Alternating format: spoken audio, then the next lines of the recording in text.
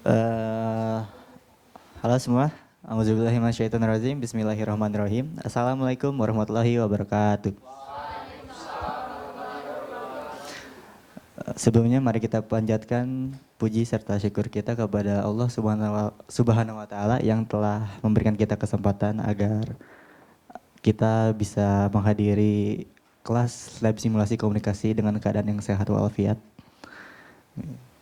Tidak lupa salawat serta salam mari kita panjatkan kepada kehadirat Nabi kita, Nabi besar, Nabi Muhammad Sallallahu Alaihi Wasallam.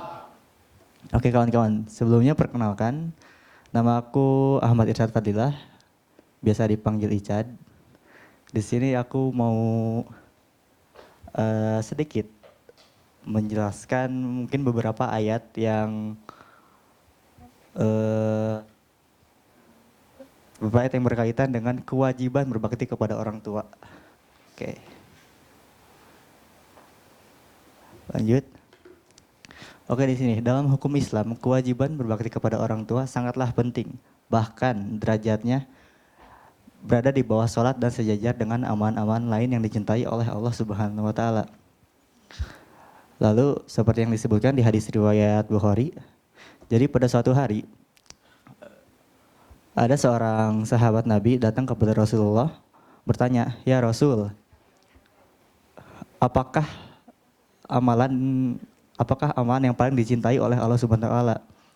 Lalu Rasul menjawab, "Salat tepat waktu."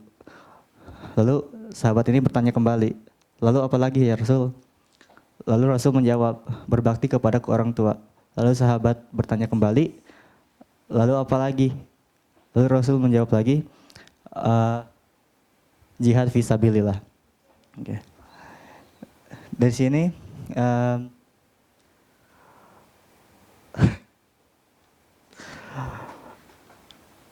sudah jelas ya betapa mulianya amalan berbakti kepada orang tua. Bahkan berbakti kepada orang tua itu amalannya setara dengan 10 kebaikan.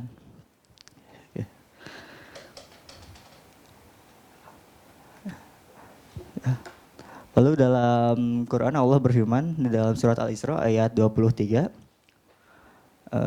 yang berbunyi, "Dan Tuhanmu telah memerintahkan supaya kamu jangan menyembah selain Dia dan hendaklah kamu berbuat baik kepada ibu bapamu dengan sebaik-baiknya. Jika salah seorang di antara keduanya atau kedua-duanya sampai berumur lanjut dalam pemeliharaanmu, maka sekali-kali janganlah kamu mengatakan kepada keduanya perkataan ah, dan janganlah kamu membentak mereka dan ucapkanlah kepada mereka perkataan yang mulia."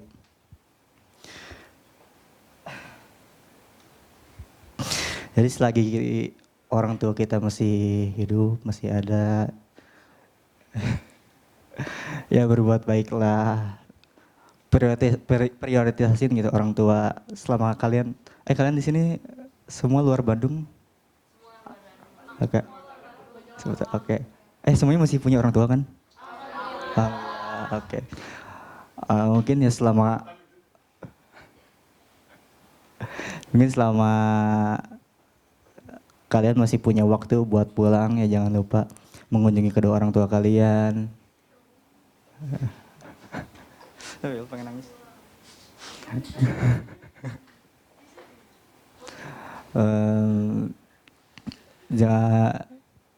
Bisa juga kalian ya mungkin di waktu luang nelpon orang tua kalian, gimana kabarnya, ma, pa, umi, abi, ayah, ibu. Oke lanjut. Lalu di sini ada hadis terkait ridullah fi ridul walidain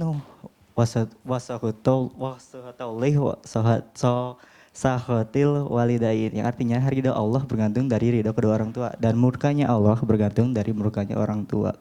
Jadi jika kalian ingin mendapatkan ridho Allah, ya kalian harus mendapatkan ridho orang tua juga.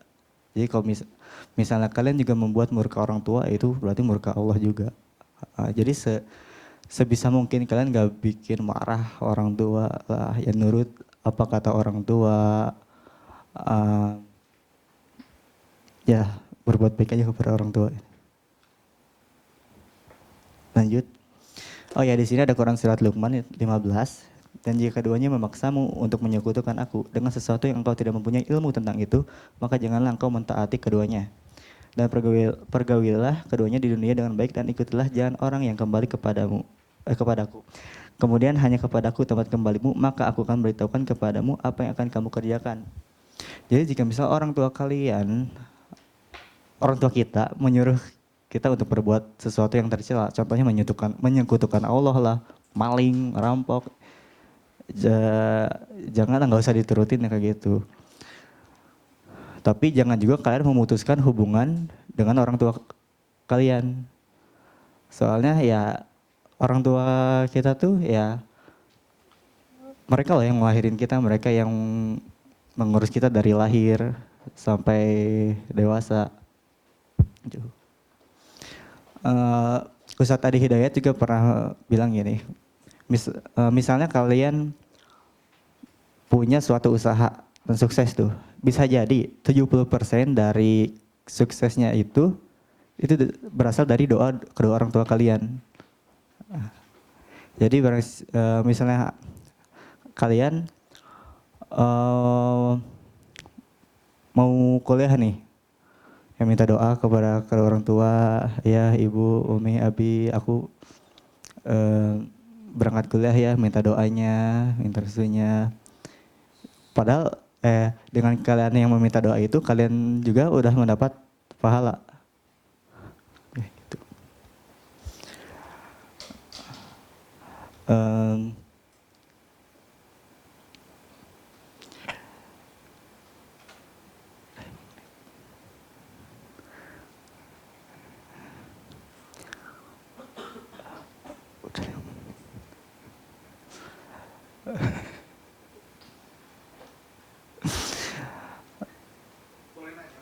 Boleh nanya.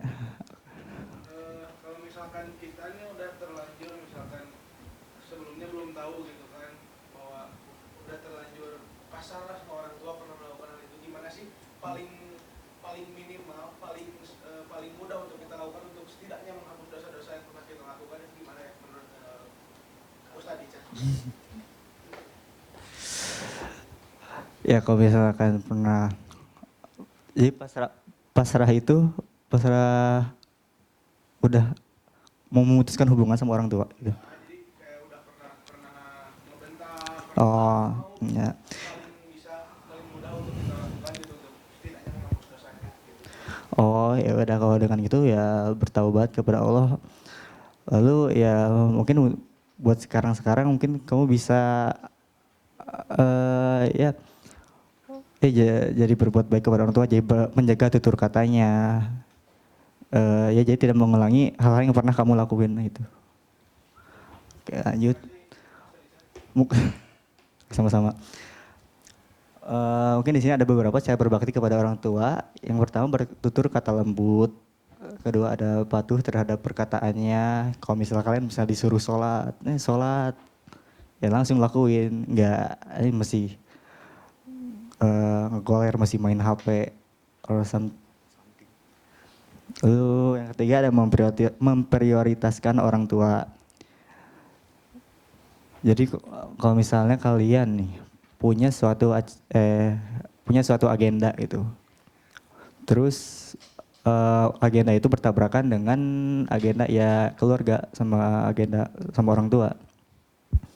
Ya, kalau bisa sih kalian lebih memprioritaskan kedua orang tua, karena ya ini orang tua kalian loh, ini yang membesarkan kalian, mereka lah yang menafkahi kalian.